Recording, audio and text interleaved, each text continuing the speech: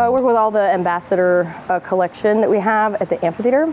So we have cheetahs, serval cats, we have lots of different types of parrots, we have some types of vultures, we have a few hawks, and we have a few different snakes as well. I have been at Zoo Miami for almost 10 years. In January will be 10 years. I didn't always know I wanted to do that. I almost went into graphic design, but I actually always loved animals, so I knew I wasn't surprised. You know, people growing up next to me in grade school probably would not be surprised that I work with animals now, because I've always loved animals. I've always wanted a dog. I finally got a dog when I was 10. It was the greatest thing in my life. One of the milestones, you know, when I finally got my dog. So yeah, I've always loved animals. I wasn't surprised that I ended up working with them. And I also have my own zoo at home pretty much, so I have a lot of animals all over my life. I would say check all the aspects. You know, you're going to have to work really hard to get into the field. It's very competitive. Make sure you're willing to work, you know, nights, holidays, and weekends, but also get that experience young. If you know you want to be a zookeeper, and that's always what you've wanted to be, is that I would volunteer wherever you can. If it's at, you know, the ASPCA or even at a vet office, you know, anything you could do to get that experience and talk to people in the field. You know, talk to a zookeeper, talk to somebody that works at the zoo, talk to the, you know, director of the zoo. Try to get all the information you can and make connections, because it's really about making that connection to get you the job, really. Well, yes, I am involved in a conservation project. If you couldn't tell already, I love parrots. So, you know, going through my life, I looked up the World Parrot Trust years ago, and I found the Macaw Recovery Network. They do a lot of work in Costa Rica with 3 types of parrots, and they do that with the scarlet macaw, the Buffon's macaw, and the yellow-naped Amazon, even though their name is the Macaw Recovery Network. And I realized that that Zoo Miami doesn't, at the time, do anything with them, while a lot of other zoos do. And so I was able to formulate a plan and meet with the Conservation Committee, and able to get the Macaw Recovery Network some funds to build a kitchen for some of the conservation things that were happening with the yellow-naped Amazon parrot. Is they wanted to do the same things they were doing with those other 2 types of macaws, but the other types of parrots.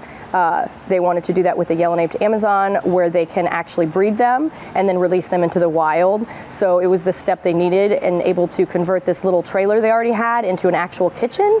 And so the zoo was able to fund, I think it was about $2,300 over there in Costa Rica to get that started. And so the next step, I need to check on that and how it's going, and then eventually my goal would be to have the zoo do just an annual amount of money, and then potentially send me down there, check it out.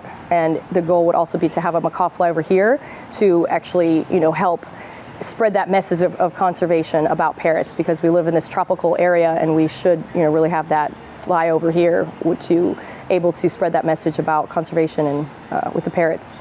In this department, I would either like the brooder area or the flooded bird area. Those are my areas, just because along the lines I've really found a passion for birds.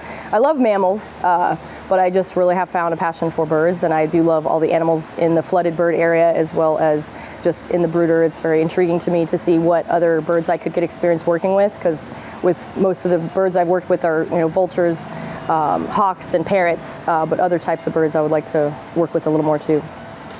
Really the connection with the animals. You know, I've worked in other areas of the zoo that necessarily don't have that connection, and I do like being able to have a closer connection. You know, other areas you might be protected contact, you still have a connection, but I find it a little bit more interesting when you can, you know, be like this with the bird and be a lot closer.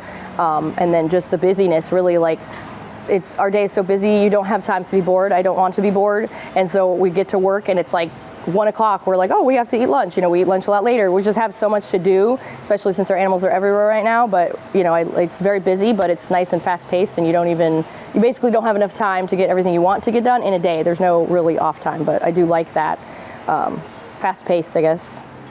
Like, really a finger on it, but honestly, I would say a golden conure.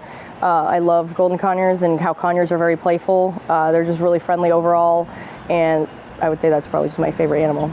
Myself in 5 or 10 years would hopefully be running the flyover at Zoo Miami for the macaw flyover. That would be my dream, where I see myself. So yes, that would be where I would see myself.